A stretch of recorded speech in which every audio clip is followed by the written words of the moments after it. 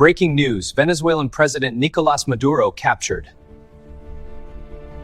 U.S. forces have reportedly detained Venezuelan leader Nicolás Maduro. The arrest follows years of mounting tensions between Washington and Caracas. Maduro is now being transported toward the United States. He is expected to face federal criminal charges. U.S. officials accuse Maduro of serious international crimes. The news is sending shockwaves across the globe. Reactions are pouring in from Venezuela and beyond. Supporters call the arrest illegal and politically motivated. Opposition leaders say justice is finally catching up. The U.S. government says the operation followed international law. Global leaders are urging calm and restraint. Latin American nations are closely watching the situation. Markets are reacting to fears of regional instability. His court appearance is expected soon. The outcome could reshape regional politics. This is a developing story. More updates coming soon.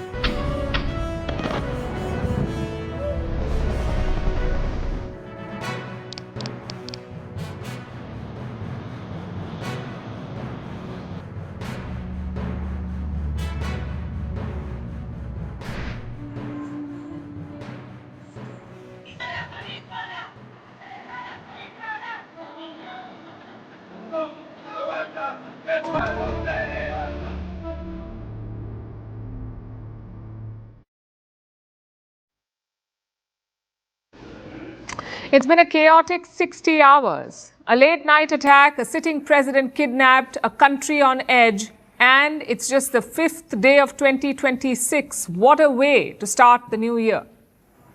Needless to say, all eyes are on Venezuela.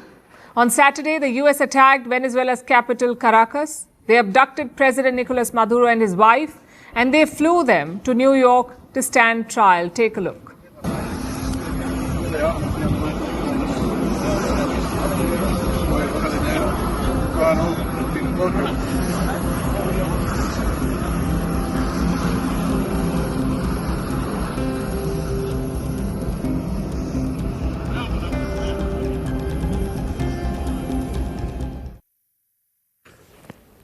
Maduro is currently being held in a Manhattan jail. Later today, he will make his first appearance in court. And look at the charges against him: narco-terrorism, conspiracy to smuggle cocaine, and possession of machine guns. If convicted, Maduro could get life imprisonment. And it's not just him. People close to Nicolás Maduro have also been charged. That's his wife, his son, and his interior minister. All of them face charges. Back in Venezuela, there is a tense calm on the streets.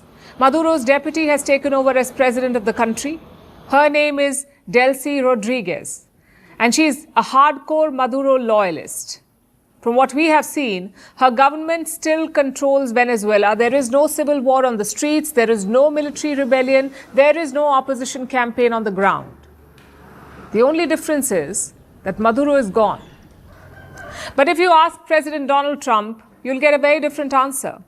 According to Trump, the U.S. runs Venezuela now.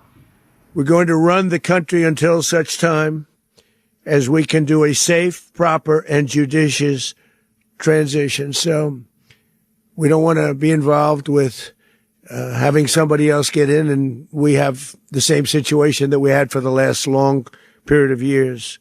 So we are going to run the country until such time as we can do a safe, proper, and judicious transition.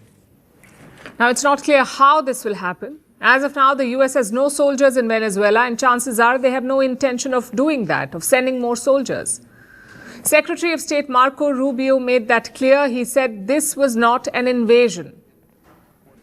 Then how will the United States run Venezuela? Could the Venezuelan opposition take charge? The face of the Venezuelan opposition is Maria Corina Machado. She won the Nobel Peace Prize last year. Her party is reported to have swept the last election in 2024, but Trump is not endorsing her. He says she lacks the respect and support.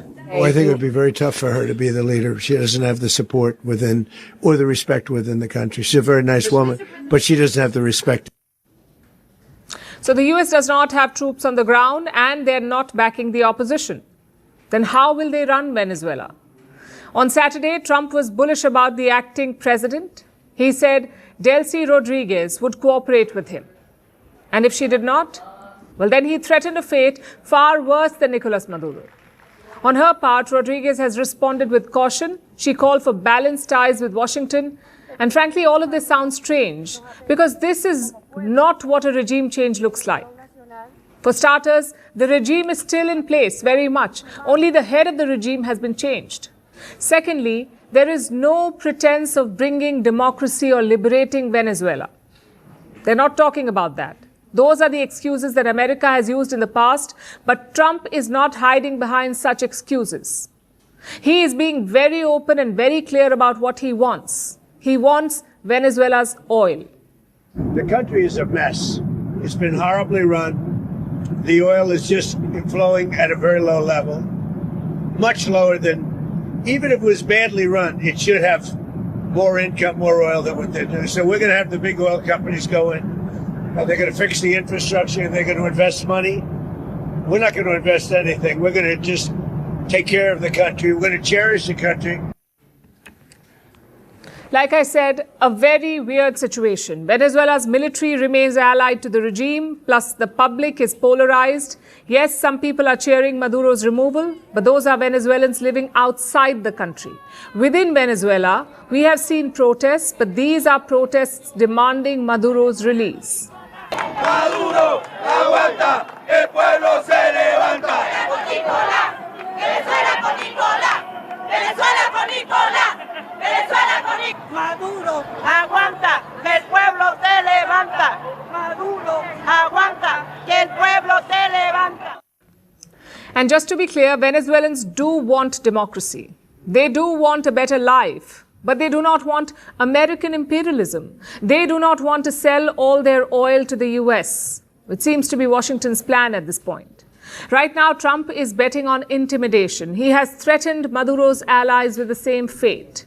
The hope is to coerce them, to make them do what Maduro would not. So a lot depends on Delcy Rodriguez and her plans. She's been a long time foot soldier of this Venezuelan regime. If she gives in, the US can achieve its goals. If not, the ball will be in Trump's court. He can either call it a win and quit, or he can double down. Meanwhile, his actions have already triggered backlash. We've seen protests from Europe to America to Asia. Hands up, Venezuela! Hands up, Venezuela! Hands up! Espada de Bolívar por América Latina! Espada de Bolívar por América Latina! ¡Votenlo! Up with liberation! Down with occupation! Down with occupation! 트럼프의 베네수엘라 침공 막아내자! 막아내자! 막아내자! 석방하라! 석방하라! 석방하라! So the public opinion is clear. They do not like what Trump is doing. But American allies don't have such worries. The best response came from British Prime Minister Keir Starmer. He says it's up to the US to justify its actions. International law is the framework, is the anchor or the benchmark against which we judge the actions of all other governments. And it is, of course... Thank you for watching. For more news updates, please subscribe, like, and comment.